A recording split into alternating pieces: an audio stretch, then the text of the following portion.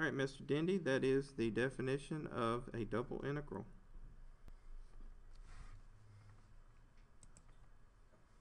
All right, yep, read through that, pause video, you can see all that. Now, we can find the volume if we can correctly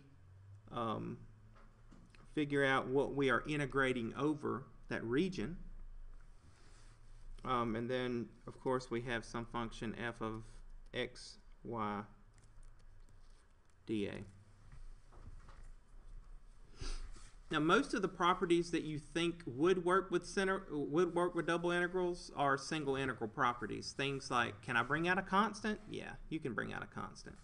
Can I have multiple terms that I'm integrating over? Can I add functions and subtract functions? Yeah, you can do all of that and integrate. So all those same properties, your book shows a list of these properties. I don't think that they are necessarily something that you have to copy down. If you understand the properties for basic single integrals, then you will understand the properties for double integrals. Again, all these are just moving from, we're looking over bounded over a plane region R. If you can take out a constant, you can add functions, you can break it up into different integrals. This is on page 976.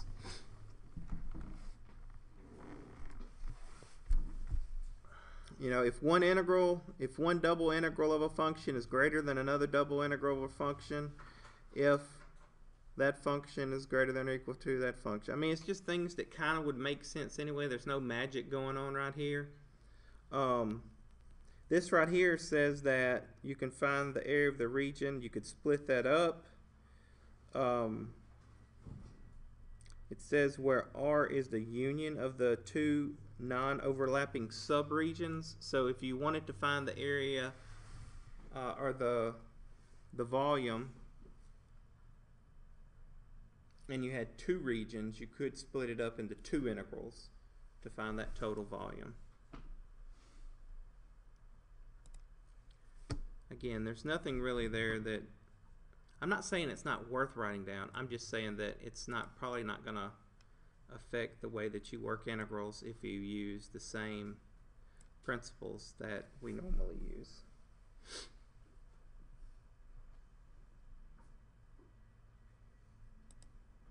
Alright, so let me see if I can find a volume problem. Now this volume problem it might be a little complex on the integral side, we'll see. But I do want you to see how we can find the volume of some of these shapes that we've been working with. So this is an example from the book.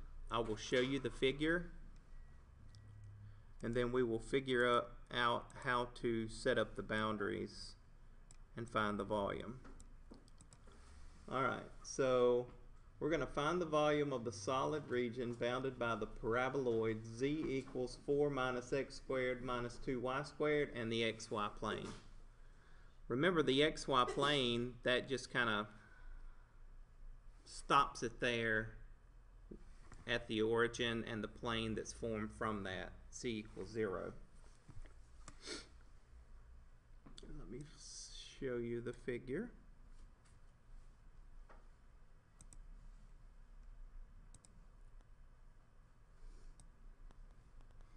So if I was to graph this in a graphing utility or sketch this,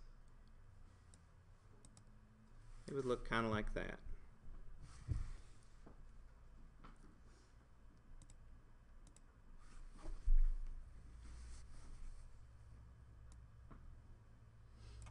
Alright, so if we're trying to find volume, when we do set up our double integral, the outermost integral, the one that we work last, will always have constants, no variables, because we do want to get a number answer, right? We want to be able to get a number answer out. With volume, we're going to have to get out some answer with pi in it too, more than likely, because of the way volume works. So we may have to do a trig substitution in order to figure out this volume. And so sometimes that makes things a little hairier than normal. But the most important part is that we set the integral up correctly. We have technology to do the integrals if worse came to worse. But we don't want to rely on that technology to do the integrals if we don't need, if the integrals are easy enough to do. So the way that we need to bound this thing, we need to let z equal 0. So that's the first thing. We're going to let z equal 0. All right. So if we let z equal 0, then we would have 0 equals 4 minus x squared minus 2y squared. Okay. Then we have to decide the order of integration. Now, if you understand how this graph works, you can see that these x boundaries are at integers. What do I mean by integers? Whole numbers. So we probably want to integrate with respect to y and then respect to x. Okay? So when I set up my double integral, whatever I have, I want to integrate dy dx. And again, that's because I can tell they're integers here for the x and for the y. Now, could you work it out the other way and get the same answer? Yes. If you set up everything correctly, you can. Now, we need to take this equation right here and bound our y. Okay. So what do I mean by that? Bound our y.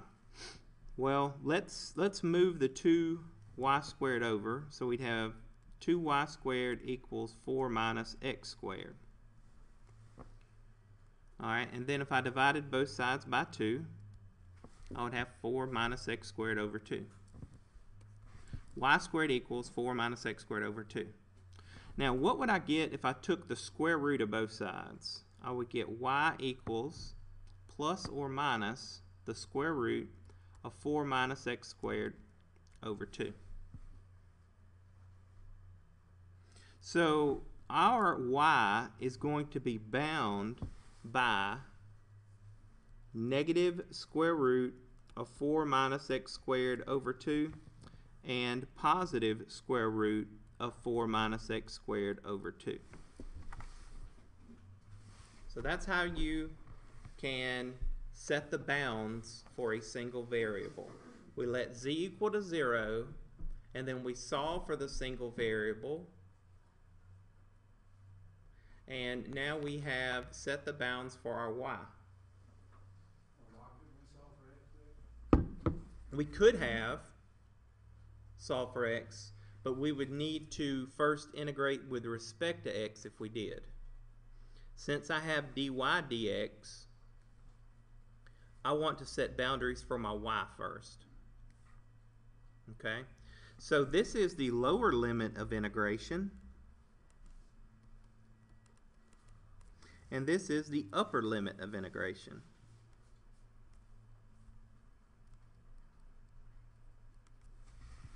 Way. All right. Now, if we want to bound our x, what do you think we can do? Well, to bound our y with x, in terms of x, we set z equal to 0. So now to bind our x, we set z and y equal to 0.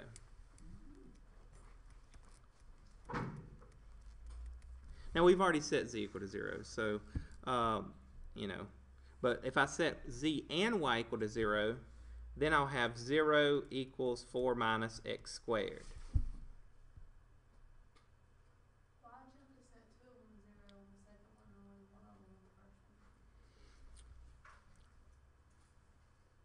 to find these intersection points here and here. So to find those intersection points, at those intersection points, the z will be equal to 0 and the y will be equal to 0. I know that that's kind of hard to understand, but we want a constant. Yeah, we want the first one in terms of x, whereas the second one we just want numbers. Yeah, we want numbers here on the outside. So to get those numbers, I have to set the other two variables equal to 0. So now I have x squared minus 4 equals 0. So x squared equals 4. So x equals plus or minus 2. So now my boundaries for my x here are -2 to +2. All right. If we were to look at this figure in 2 dimensions, setting the z equal to 0, if we were looking down at the xy plane,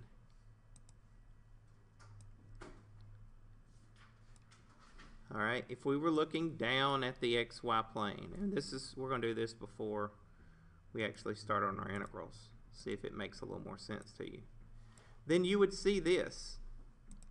You know, we're in flatland and we're looking down, we don't know anything about height, then that's what we see. And so here, the y is bound in terms of x, like this curve. Let's see.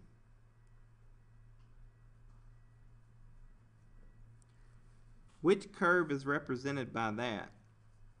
And which curve is represented by that? Would it be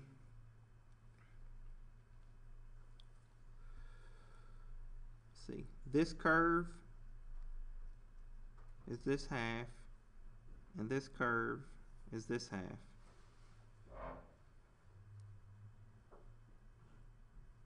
Well, we want negative y's for one of the curves, so I'm thinking this curve down here is 1/2, and this curve up here is the other half. Now, do you need to know that? Not really, but then to get these intersection points here and here, we have to set the y equal to 0 as well.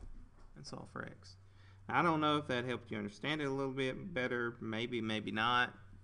But that's what we're actually doing.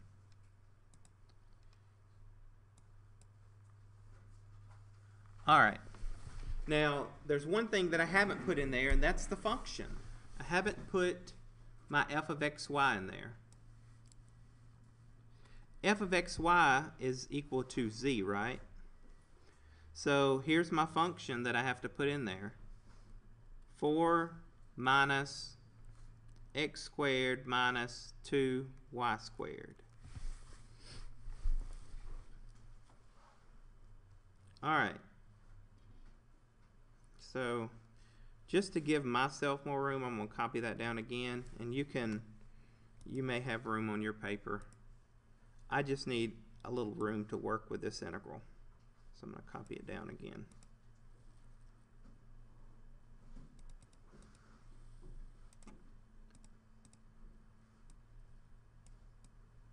Okay. So we are going to first integrate with respect to y. So that's going to leave me this when I integrate with respect to y. So that's going to be 4y minus x squared y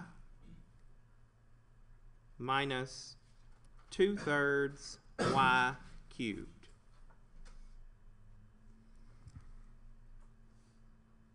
All right, and then I have to evaluate that from negative square root of 4 minus x squared over 2 to positive square root of 4 minus x squared over 2. Now, where do I plug those in? You plug those in for y. Now, it may be easier for us to understand this if we were to factor a y out and then plug it in? I don't know. I don't know until we work it out. Textbooks usually skip a lot of steps. So if you were to look at this problem in your textbook, on the next line they're going to show something simplified that makes no sense.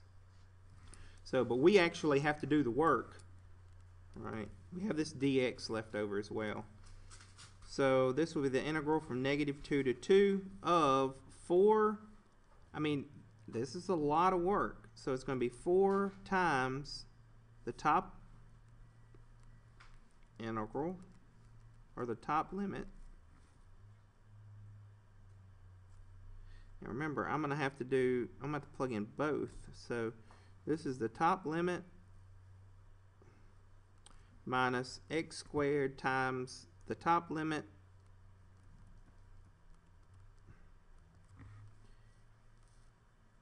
minus 2/3 times that upper limit. And then what do you have to do to that? You have to cube it. Alright, so that's plugging in the top limit, or the top boundary. Then you say minus, and you have to plug in the bottom boundary. Now some of these terms might cancel out. I didn't put a parentheses there. And so we might want to cancel some of these terms out before we start any multiplying or simplifying or anything like that. So when I plug in that, that's going to be what? Negative square root of 4 minus x squared over 2. This is when the millennials would just plug it in a calculator, right? You know what you told me? Hey, at least you could get like a 3rd credit, right? Maybe, or 4th credit. Or just plugging it in the calculator.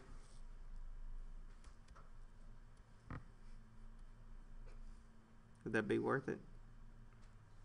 Well, it would be worth it to check your answer, that's for sure.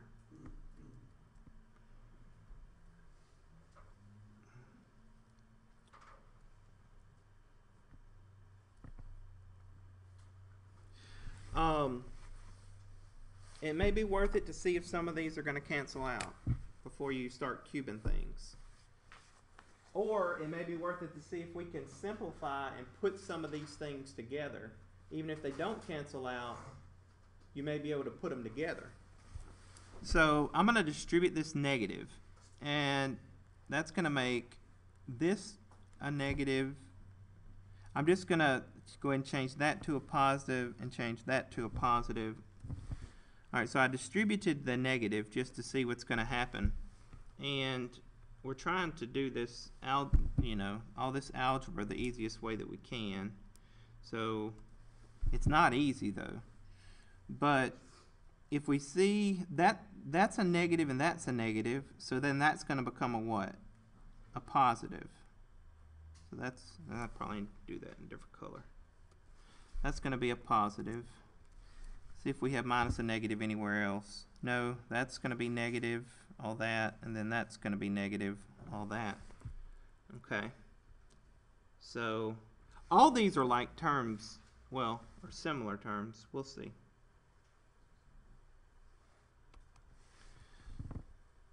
So what are we going to get when we put 4 of those and 4 of those together? You're going to get 8 of those, right? I think. Am I not thinking correctly? It doesn't matter. I mean, it doesn't matter what the terms are on the end. That's what makes them like terms. This is going to be a negative, and that's going to be a negative. So that's going to give you how many of those? I mean, if all this is one term, and this is the like term, that's going to give you -2 x squared of those. So we're going to have 8 of these.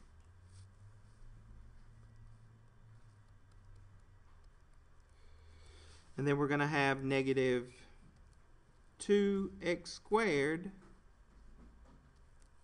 of those.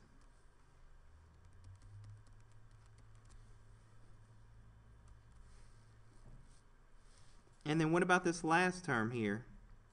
That's going to be a negative, and that's going to be a negative. So we're going to have negative 4/3 of those.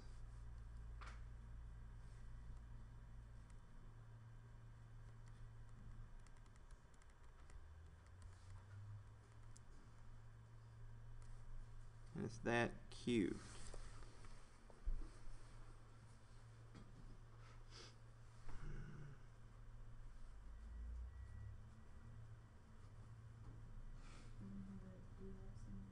Yeah, we do have a dx behind it. Okay.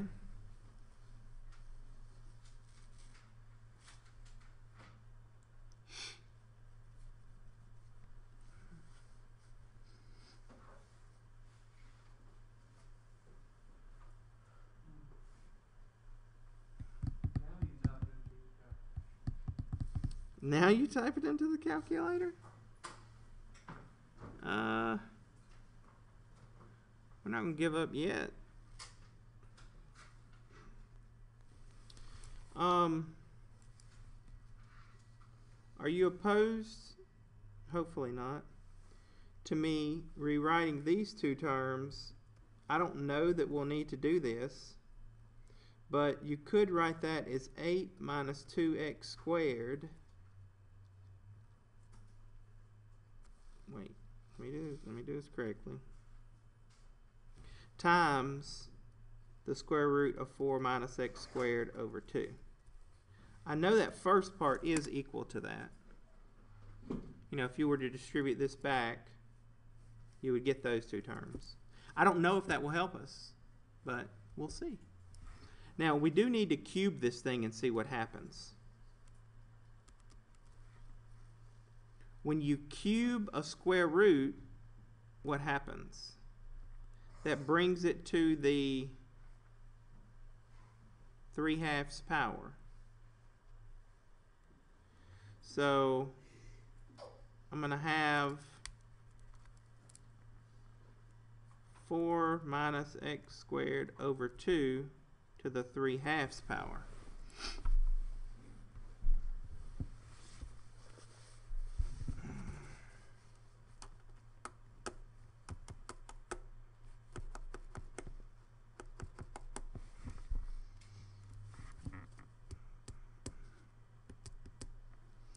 Now, what would happen if we factored out the least common denominator of those two? I'm just trying to simplify this algebraically so that we can actually integrate it. We can probably integrate it. I don't know if we can or not, like it's written.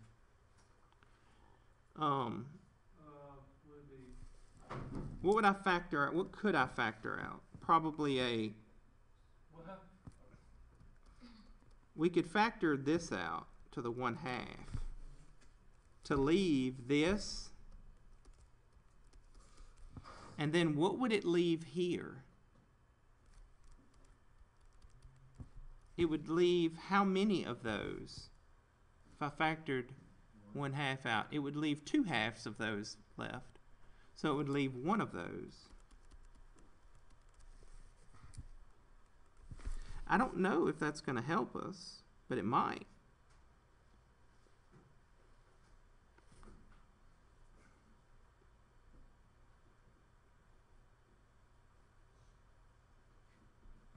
All right, now let's work out this part.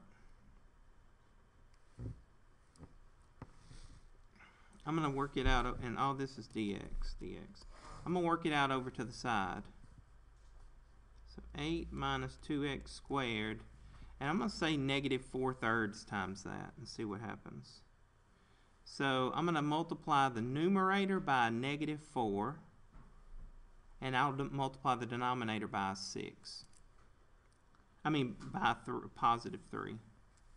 So it's going to be minus, well, if I'm going to distribute that negative, that'll be minus 16 plus x squared over 6.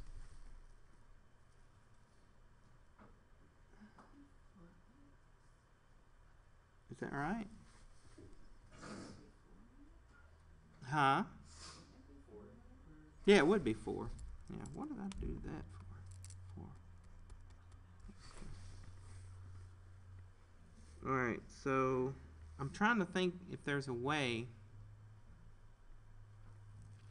to simplify that any.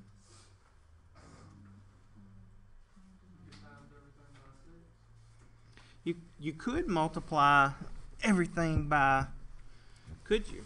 But if you do that, you have to bring out something.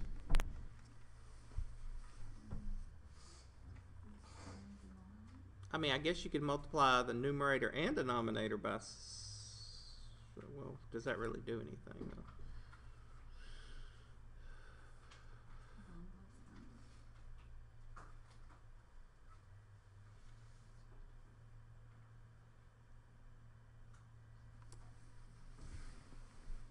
What would we get if we combine like terms? I don't even know if that's gonna help us though, but we could break this up into -8 over 3. Alright, I need to make sure that is a -16 plus -16 if I do a -4 and a -4.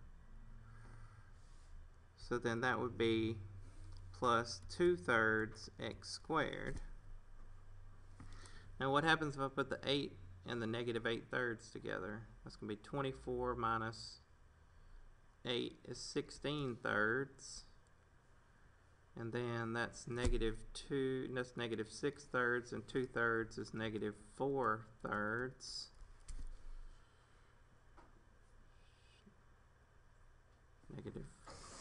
-6/3 and +2/3.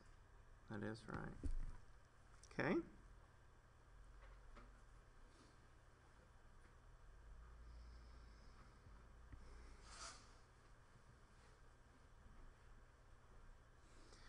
Now, what if a frog had wings?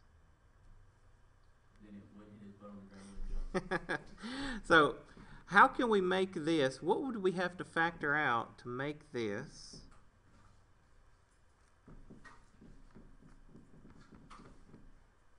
Whole numbers.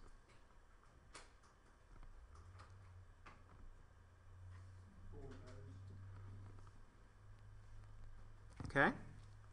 What does it look like if I factor 4/3 out?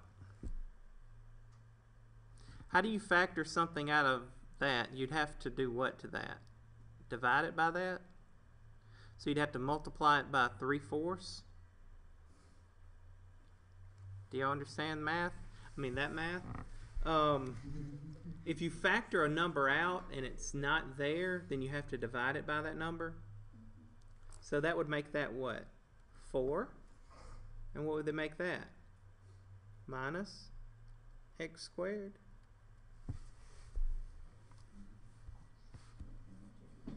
Okay? So here, let me show you what we have. You should appreciate this at least a little bit.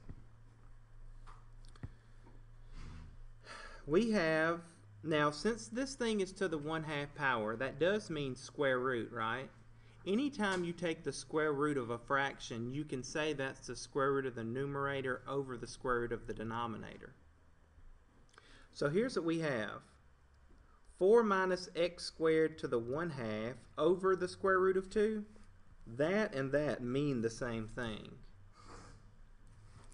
We have that times 4/3 times 4 minus x squared.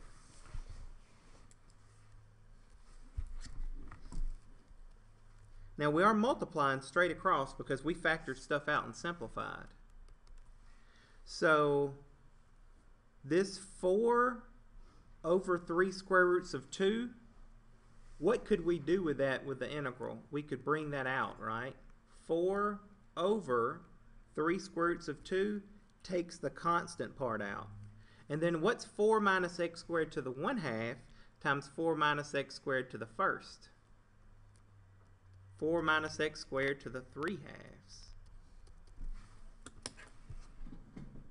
Wow.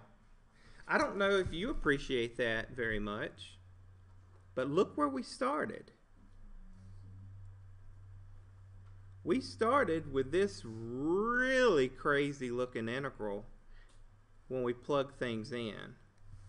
Then we just used algebra to slowly change it little by little until at the very end we were able to factor out and simplify terms and combine terms in a way that makes this integral a lot more manageable. Now we plug into the calculator. So now you plug into the calculator. Well, if we're going to plug in the calculator, we might as well plug into the calculator at the beginning. I'm not going to show you the entire answer, but I want to show you what the book put. Okay? This is just for your entertainment purposes. So definitely don't copy this part down. And I did cut it off at the right place. I want to show you why some textbooks are kind of unrealistic here. Maybe their algebra is just way better than ours, or the author's is. Because look, they go from this step to this step by waving a magical wand. So I'm guessing because this is calculus, they think they don't show algebra. Yeah, this is calculus 4. The algebra should be secondary. Yeah, that's how that works out. Now, how do you do that integral, though? You don't plug it in the calculator. That's the wrong answer. If this was physics or an engineering course, yes, that's what you do. But this is calculus. U-Substitution. All right, so if we use U-Substitution, what's our U going to be? 4 minus x squared? Well, then what's the du? Negative 2x. Where's the x at? Where's the x to the first there? Can't do it. Looks like a trig. It is a trig substitution integral.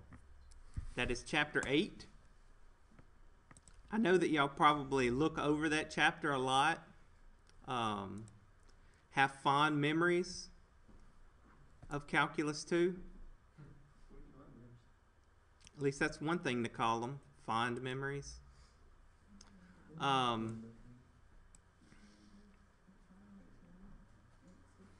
Do y'all remember this now? Or let's put it this way. At least, is this some type of blur in your mind? For some of you that took it during the summer in 16 days? That was fun. At the time, it probably maybe made sense. Oh, that's gone. That's gone. Yeah. So, I mean, if you have an integral in the form of, what was ours? Ours was 4 minus x squared. So that's a squared minus u squared. Okay, so to work out this integral, the first thing we're going to have to do is this.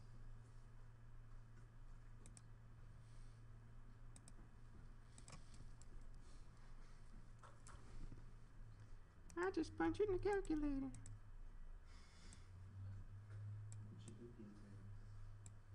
It's not the 80s no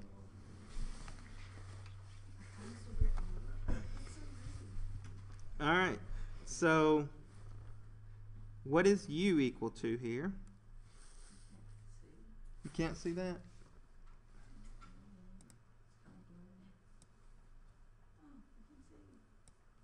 Maybe a little bit bigger. This is chapter 8, section 4, for those of you with your book. Oh, wait.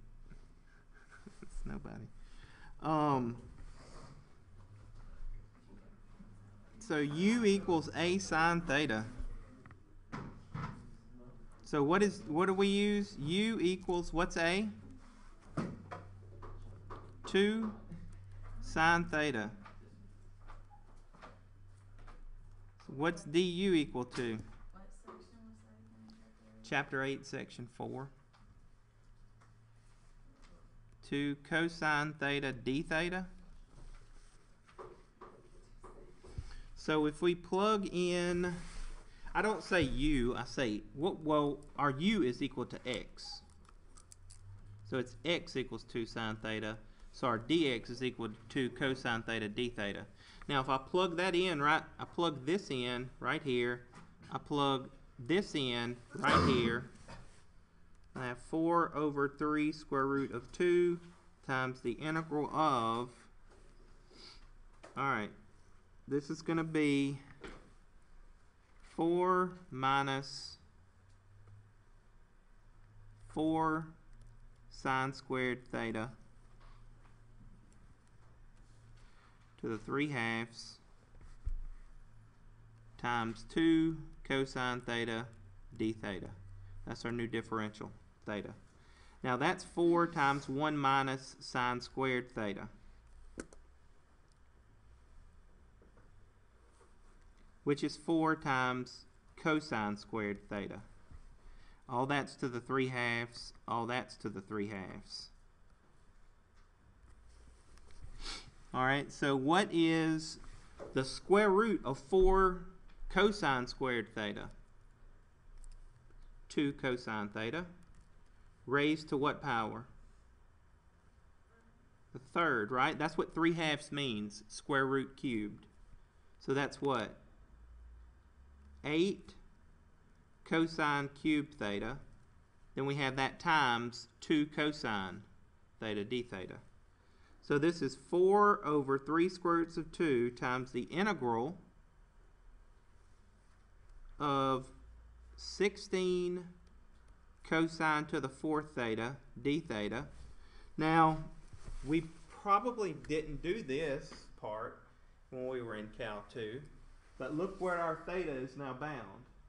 It's kind of hard to see that's negative pi over 2 to pi over 2.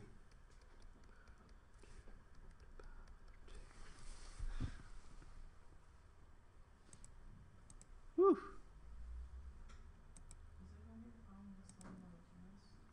Yeah, I'm going to put it's just going to be a one problem test. We should do that, right? One problem test. Either you know it or you don't. No partial credit. Multiple choice.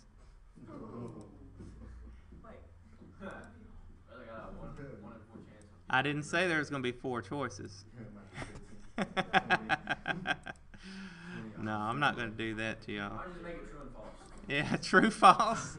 Is this right? Is this not right? All right, so that's going to be equal to,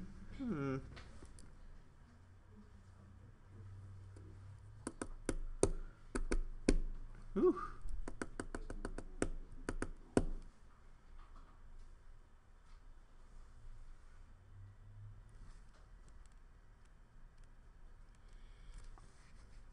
So you integrate that.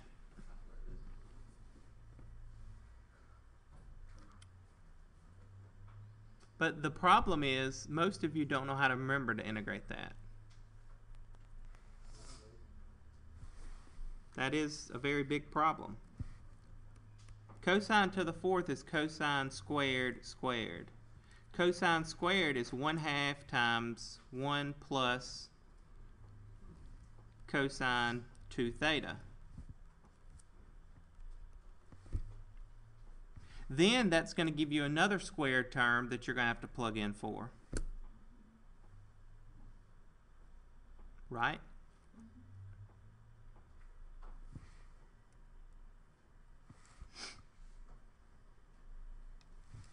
So that's part of your homework. See if you can do that integral. That's your answer. Hey, the calculator got it right. Calculator got it right. All right. Well, try to do that by Monday if you can. Yeah.